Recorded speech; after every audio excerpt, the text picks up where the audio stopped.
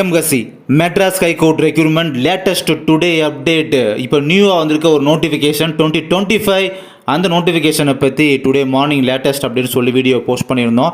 அதில் most of the persons கேட்ட question பார்த்தீங்கன்னா அந்த எஜுகேஷன் குவாலிஃபிகேஷனை பற்றி நிறைய விதமான டவுட்ஸ் இருக்குது. ஸோ இந்த வீடியோ பார்த்தீங்கன்னா கண்டிப்பாக உங்களுடைய டவுட்ஸ் எல்லாமே கிளாரிஃபை ஆகும் நம்புகிறேன். இப்போ வீடியோக்குள்ளே போகலாம். அண்ட் அதுக்கு முன்னால் ஒரு விஷயம் பார்த்தீங்கன்னா, நம்ம இந்த 3 வாரங்களுக்கு முன்னால் மெட்ராஸ் ஹைகோர்ட் ரெக்யூர்மெண்ட் அந்த செல்லுக்குமே பார்த்தீங்கன்னா ஒரு ரிக்வஸ்ட் அப்படின்றத வச்சுருந்தோம். வீடியோ மூலமாக ரிக்வஸ்ட் வச்சுட்டு அண்ட் அதை பார்த்தீங்கன்னா ஒரு லெட்டர் ஃபார்மேட்லேயே வந்து ரிக்வஸ்ட் அப்படின்றது நம்ம வச்சுருந்தோம். என்னென்னா இந்த மசால்சி அண்ட் இந்த மாதிரி 8th குவாலிஃபிகேஷன் உள்ளவங்களுக்குலாம் மேக்ஸிமம் ஏஜ் குவாலிஃபிகேஷன் ஸ்கூல் லெவல்லே வச்சுக்கோங்க, பட் காலேஜ் லெவல்லாம் வேணாம் அப்படின்ற மாதிரி ரிக்வஸ்ட் வச்சுருந்தோம். ஸோ அதை கன்சிடர் பண்ணி இந்தளவு முதல் முறையாக மெட்ராஸ் ஹைகோர்ட் ரெக்யூர்மெண்ட்டில் நம்முடைய ரிக்வஸ்ட்டை கன்சிடர் பண்ணி இந்த மாதிரி ஆக்கியிருக்காங்க அப்படின்றது ரொம்ப வரவேற்கத்தக்கதாக பார்க்கப்படுது. இப்போ கண்டென்ட்டுக்குள்ளே போகலாம். நீங்கள் 12th கம்ப்ளீட் பண்ணிவிட்டு ஒரு டீச்சர் ட்ரைனிங்கோ இல்லாட்டி டிப்ளமோ கோர்ஸு எனி கோர்ஸு இல்லை 12th முடிச்சுட்டு ஐடிஐ இந்த மாதிரி நீங்கள் படிச்சிருந்தாலும் பார்த்தீங்கன்னா நீங்கள் வந்து நாட் எலிஜிபிள். என்ன ரீசன்னா, நீங்கள் வந்து டிடிஎட்டோ இல்லை டிப்ளமோவோ ஐடிஐ படித்ததுக்கப்புறம் உங்களுக்கு வந்து டிசி கொடுத்துருப்பாங்க. அந்த நீங்கள் படித்த காலேஜ் டிசி தான் அவங்க கையில் இருக்கும், அதுதான் ஒரிஜினல் டிசி.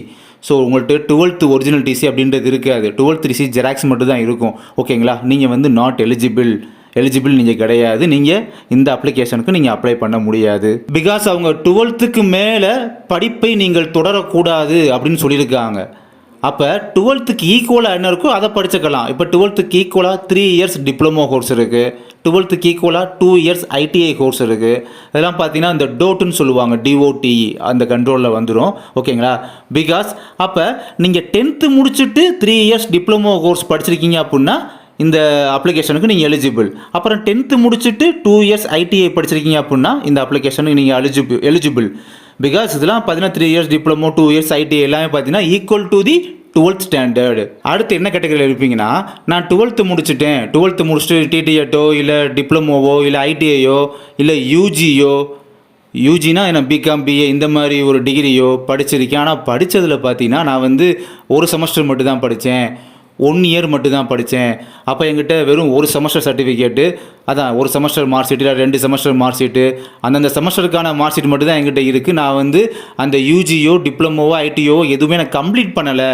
கம்ப்ளீட் பண்ணால் தானே provisional certificate, degree certificate, consolidated mark sheet, அப்புறம் வேறு என்ன கோர்ஸ் கம்ப்ளீட் சர்டிஃபிகேட்டு இந்த இது தருவாங்க. நான் கம்ப்ளீட்டே பண்ணலையே, இப்போ டிகிரியே கிடையாது. அப்போ நான் வந்து அப்ளை பண்ணலாமா அப்படின்ற மாதிரி கேட்டகரிலையும் கேட்பீங்க.